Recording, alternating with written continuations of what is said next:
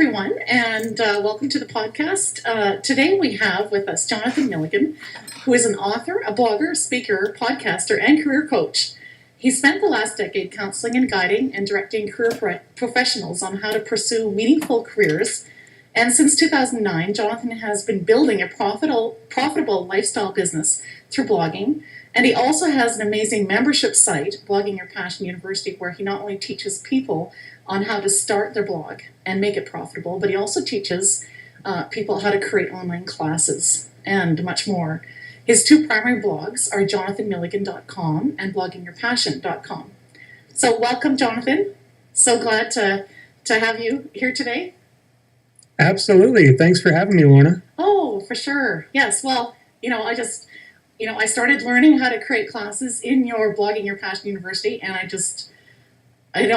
thought, there's more people that need to know about you, and all the stuff that you can help people with online, right? Because I just know there's so many more people that could be helped with this. So do you mind if we just kind of start with some questions? And Let's do it. It'll be fun. Okay.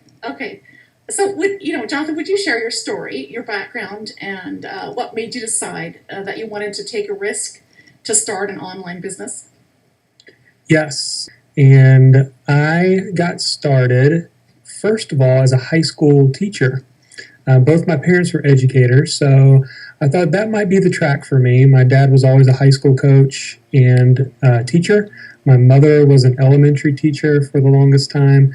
And so that's where I started. And I love teaching others and learning. I'm a learner at heart, so I love to learn and then turn around and teach what I learn to others and try to help them. And so I enjoyed that. I had a great relationship with the kids, but about 3 years into it, I started feeling a little bit unsettled. I had an entrepreneurial streak about me that I needed to explore that a little bit further. There was a little too much certainty in my life. And I wanted to still use my desire to teach, but I thought maybe I need to explore another context. And so I really honestly didn't know what I was going to do. I decided not to renew my contract. That was early in the spring after my third year of teaching. Oh, wow. And I did not have a plan. I had a wife. I had my daughter was probably 2 at the time. Yeah. And I did not have a plan. So I had the summer to figure it out because most of the teachers out there get paid on a yearly basis, even though school was out before the summer started. And so I actually ended up landing a call center job, and I worked that at nights to provide for my family. And during the days, I spent reading a lot of books, taking some of my own, taking some courses, looking at all my options of what my next move was going to be, something in the entrepreneurial realm. And finally, after about 9 months, I came to this place where I felt like I was doing all this learning and I was taking zero action. And I got to the place that I like to describe that I was ready to go fail at something. The pain of not going after my dreams was greater than the pain or fear of trying something and failing at it. Oh, wow. And so that led me into a chain of events where eventually I actually joined a startup entrepreneurial executive search firm where I worked 100% commission, did that for 7 years, which eventually led into blogging. So that's kind of where I am today. Oh, that's so interesting. And I really like what you said, that you the fear of of not going forward in something. You were willing to take a risk, right? Willing to fail. Yes, and it's almost like I wanted to do something and fail at it just because I was tired of not taking action. Yeah. No, that's really good. I just think that's going to ring a bell for a lot of people, right? That might be where they're at. So, you started blogging, and, I know from first-hand experience, you're a great mentor and a coach for people. And, especially in the area of blogging and learning to teach, online, learning how to, for them to learn how to create online courses. And so how was it that you knew that blogging would be your thing? Or, how did you discover what you were passionate about? And that sort of the steps, I guess, with that. Yeah, it was one of those things where it kind of came through over a period of time of discovery and considering my own gifts, where I felt like I could contribute. Yeah. But I would say when I was doing the executive search thing, I did it for 7 years. And if most people know anything about headhunters, especially what I was doing permanent placement. So, a lot of the fees were large fees, but they are feast or famine. So there were times where you would earn a $25,000 fee, but then in the back of your mind, you wondered how many months was it going to be until I landed my next big deal. And so I wanted to be able to take all this experience and knowledge that I had. I guess it goes back to having a passion for teaching. Yeah. And I was doing a lot of it on the phone, but I was doing it one-on-one, and I was doing it for free because I wasn't earning income by counseling people I was talking to. I earned income by finding them a job. Yeah. And so I started stumbling around, looking around, and I felt like blogging was an opportunity for me to share my experience, help more people, especially back in 2008 and early 2009. Yeah. Everything was coming unraveled. And so all these friendships I built were all out of work, looking for help.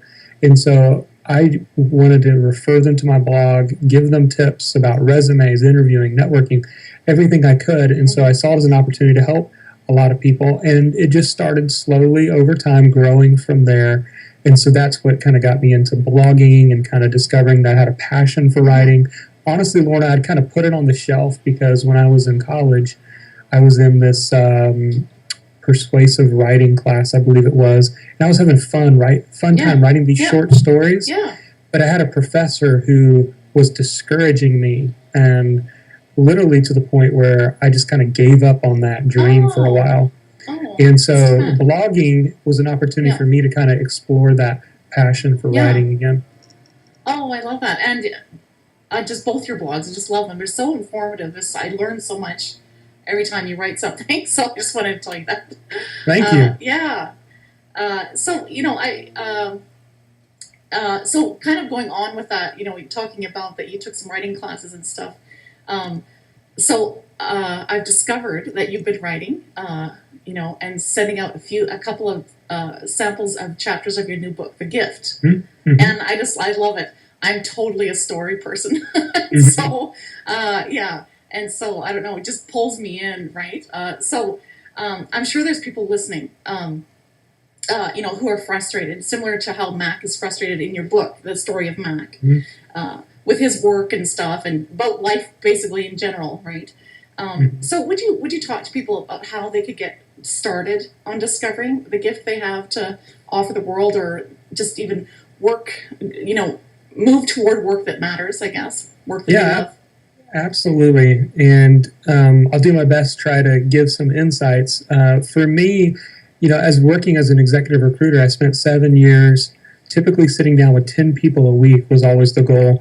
And a lot of these people I sat down with were people who were unhappy in their work. Yes. They felt stressed out. They felt like what they did didn't matter. They felt like the work that they did, they just would hand it off to somebody else, and they never saw the fruits of their labor. And so I met a lot of people that were discouraged. And so I started tuning in after a while and seeing that there was a few, really 4 primary areas that they were all seeking and looking for. And so I started thinking about different ways that I could maybe eventually teach others this. Yeah. And I love stories.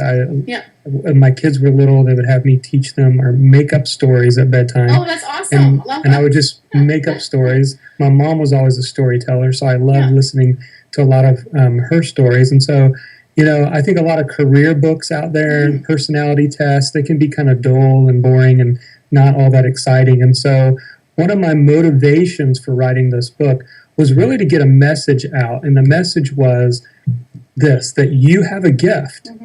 And that, second of all, your gift is needed in the world. Yeah. And for me, I want to try to help others understand that they're more than just a set of letters from a test. They're more than just a ISFJ, or they're more than just being kind of cornered into a personality group, but that they're very unique, and that there will never be another person just like them. Yeah.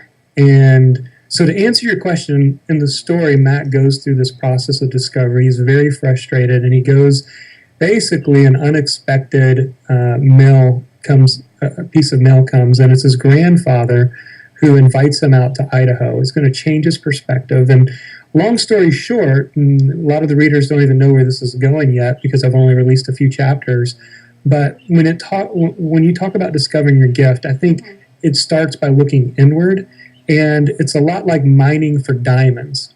Yeah. And that's exactly what's going to happen in the book, is the main character, Mac, is going to learn about mining for diamonds, and in the process, he's going to learn some very important lessons. And so that's a little bit about the process. Yeah. If any of your listeners want to grab the first few chapters of the book, they can get over at jonathanmilligan.com/thegift.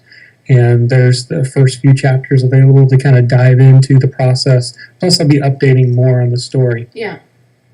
Oh, I'm already looking forward to the rest of the story. I can't wait to read it because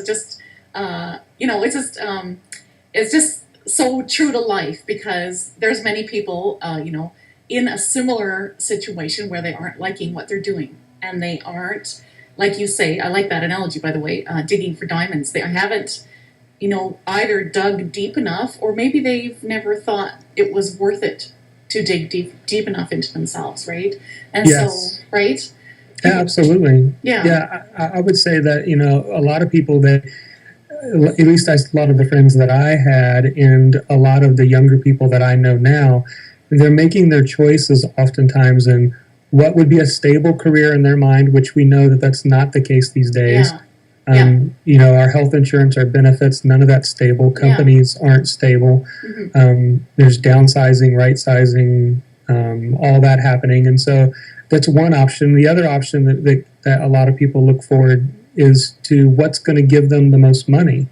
And I think that's what happens is they end up getting their house in the suburbs. They get their picket fence. They get their 2 cars, nice car payments, and they do all this work with doing work that they don't fully enjoy, with people they don't really like, and they're doing it all for maybe hopefully a couple of days on the weekend and 2 weeks a year to do what they want.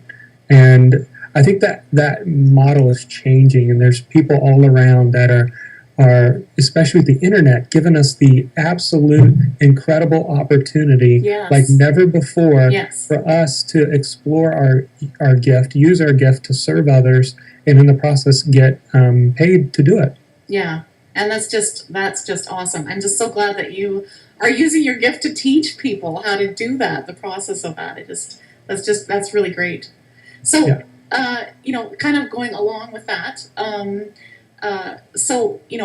in your story, you began to pursue what you loved, your gifts. And so, I guess a couple of questions I have. How did you know what products to create to start with? And, to have the gumption to take the risk to put the products into the world. And I guess another question would be, what was holding you back from doing it sooner? So those are just kind of some questions. Those are great questions. In 2000, I believe it was almost 2010, I'd been blogging for maybe a year, and I maybe had 1,000 people following my blog at the time, and probably less than 500 on my email list. Mm-hmm. But at the same time, I really wanted to create a product. I had explored a couple different ways to earn income with blogging, and one of those was for me to sell some of my time as a career coach. It was easy to do. I had experience that I felt like I could help people, and I was doing it several hours a day for no money. I might as well put it out there on the blog to do it for money as an opportunity to earn some additional income. So I did that, and then I did resume help. Okay. But both of those were kind of trading time for dollars. And so I wanted to find a way to use my expertise in a way that was more scalable. And that's what led me to finally deciding to create my own course. Now, it was a job search course. It was called Job Search Mastermind. It was an 18-week course that people could go through, and it just gave them the process, everything I knew about the job search from the beginning all the way through, from designing your resume to negotiating your salary. And but I was kind of overwhelmed at, am I going to create this entire 18-week video course and then nobody buys it? It'll feel like a complete waste of my time. And so what I did was I decided to release the course one module at a time. When someone purchased it, they didn't get access to everything. They were able to get a weekly new videos to kind of follow the process. And so what I did, Lorna, is I actually, even though I created the whole outline, I only created the first 2 modules with videos in it, and then I went ahead and launched it.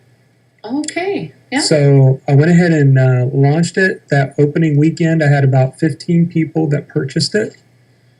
And 2 are from Australia, which I thought that was the coolest thing in the world. That is cool. Because it made me say, think, well, this thing's worldwide. This is really cool. And they never knew that the entire course wasn't created when they purchased it. So that gave me the push to complete it. I had a 2-week head start on them. And so I record the videos and stayed ahead of them.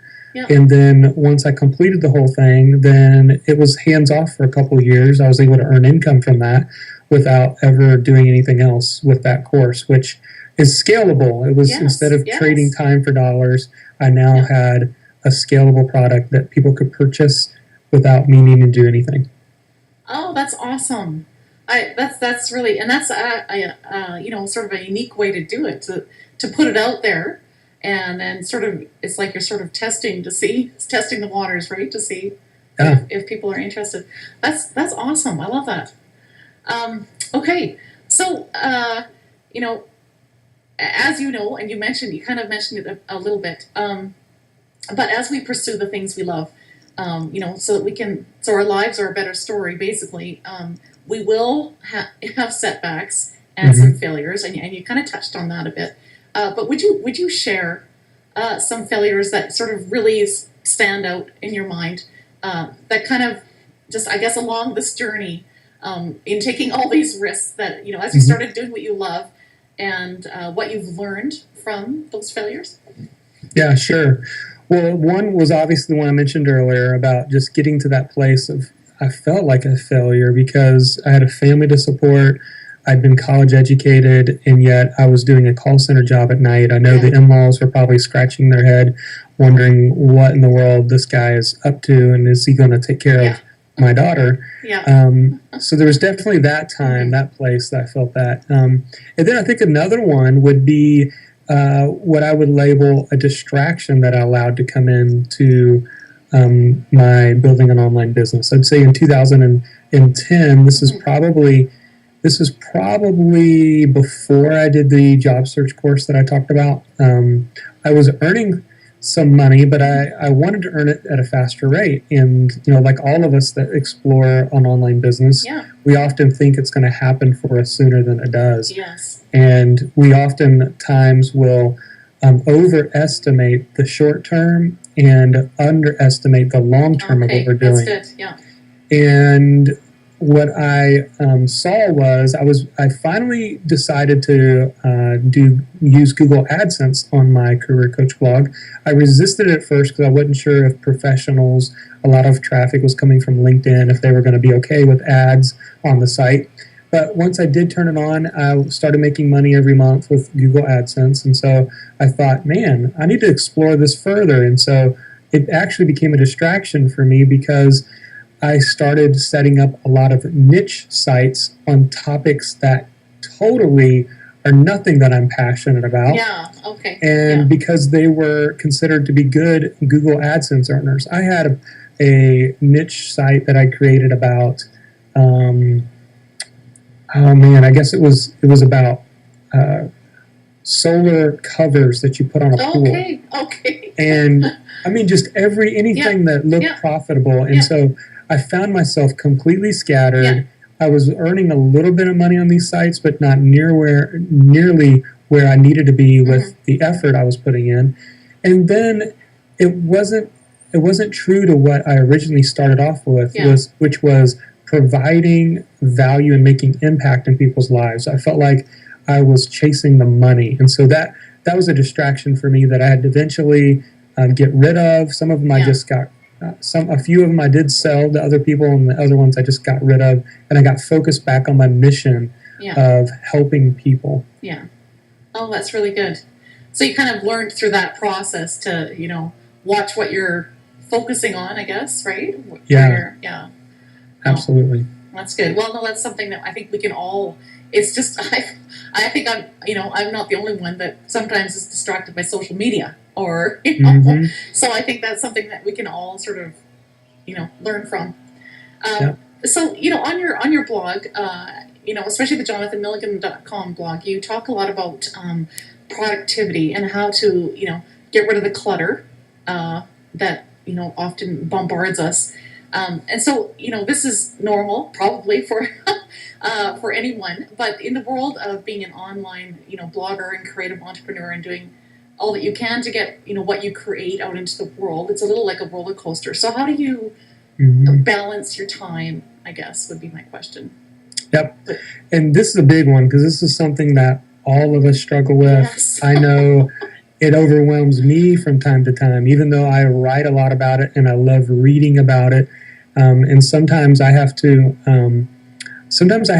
remind myself of what I've even written about. I teach myself and coach myself in productivity because I forget, I slip, I mess up.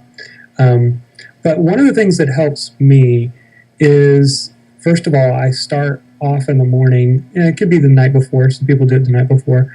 I just start with writing a fresh to-do list. Even though I use a software called Noseby, and it's a to-do. Noseby, I haven't heard of that.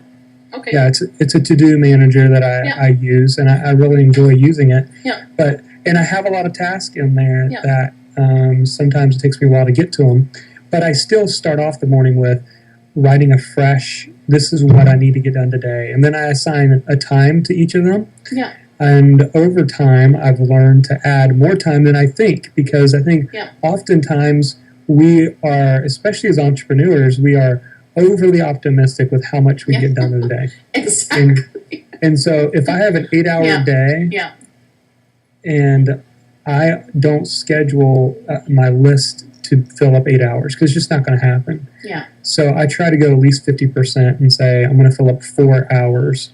And then it leaves room for different things. Yes. But that's one thing I do. The other thing that's really been helpful for me, and this is for creative professions out there, is I have a mantra that I live by, and that is do creative work first, reactive work second. Yeah. And that has helped me more than anything, because what happens is we can get sucked into email, social media, what's the latest happening on Twitter and Facebook, and then that email takes us here and there, and we're checking the news or we're reading a blog, and then now we're looking at the latest news, and it's 11 o'clock and we haven't done anything. And so for me, I start by doing creative work first. And creative work for me is anything that's related to like text, audio, or video that I'm creating. Yeah. Whether it's a podcast or a blog post, writing my book, creating my next course. Yeah. I do those things in the morning. Also because I'm just less energetic in the afternoons. My creativity juices and battery power life is on all-time low. My willpower is much more lower in the afternoon. Yeah. So I can frustrate myself if I'm only doing the creative work in the afternoon. So that's what helps me. That's really good. Yeah. And I like what you said about the, I think I need to do that, because often this is, and I think there's people listening that, the ears probably perked when they heard you say, scale it back to 50%, because that's part of what frustrates me. I have this whole list. What happened? And I think, and then you end up feeling like, oh, am I just not quick enough? Am I just not, all this stuff, right? Lorna, step one for us is to accept the fact that we're never really going to get it all done. Okay. if we can accept that and be okay, we're never going to say, you know what, I'm done and I don't have anything else to do today. Oh, that'll never. No, that's not going to happen, especially for creative professions, Yes. especially for entrepreneurs, because we're full of ideas. Yeah. We have lots and lots of ideas. What we need more than anything is to focus, narrow it down, and focus on the things that we need to get done. Yeah. No, that's really good. That's a big, golden nugget right there. Mm-hmm. So, here's another sort of, I guess that's similar, along a similar vein, but what is the best advice you've ever received? And what is your own personal habits that contributes to your own success? Now, you might have just told us that, but Sure. What would be the best advice that you've ever received? I'd say there's two things. One that's really helped me is a statement that I heard called "Clarity comes from movement." Yeah. And for me, I needed to hear that because I'm a learner, and it's one of my top 5 strengths. It is something that I've always known about myself. I love to learn. Yeah. But what happens is, for those who have a passion for learning out there, is the fact that we don't take action and that we're trying to get all of our ducks in a row before we take a step forward. But when you realize that you're going to be foggy until you move, and that clarity that you're looking for actually comes from movement, from doing things, you're going to be better off. And so clarity comes from movement is one. The second one is kind of a cousin to that, would be advice that I first heard or read in John Acuff's book, Start, and that is to be a scientist. And that's something that I, looking back, was like, oh, that's what I'm doing. But the point is, be a scientist, because scientists don't fail, they experiment. And you have to be willing to experiment and be okay with the fact that things that you may do may fail. And so if you can get the fact that clarity comes from movement and that scientists don't fail, they experiment, it'll get you unstuck from that procrastination trap. And it'll get you moving into just getting started and believing that you can improve it along the way. Yeah, that is really good. Yeah, because it's way too easy to get caught in that, oh, but this isn't quite ready yet. It's not perfect. So that's really good. Okay, so what would be your top tips that you would give to someone who has already found, so maybe they've found their passion and they're wanting to put their ideas out into the world, like through blogging or maybe podcasting or creating products online. Do you have a few top tools that you would recommend as they get started? Yeah, I would say definitely go ahead and start blogging. And I think if anything, that you need to have a home base. So you may be saying, well, I'm not really a writer. Well, I tell people, then you still need to have a home base where people can go, they can find information, where people can come back from social media to your site. And I think blogging is a great way, but there's a lot of people today that are doing it with podcasting. Podcasting can be another great way, but you still need a home base. Yes. You still need to have some information or some show notes and things like that. And then there's people that are doing it through video. And they're doing it on YouTube. Even girls that my daughter has watched grow and blossom into a huge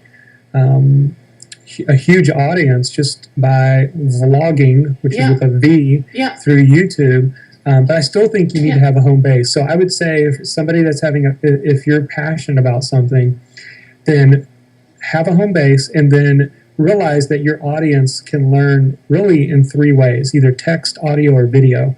And so you may have the ability to repurpose your content so that it goes in different into all 3 of those or multiple ones, but you need to start there. And we're in this. We've been moving away from the early internet days.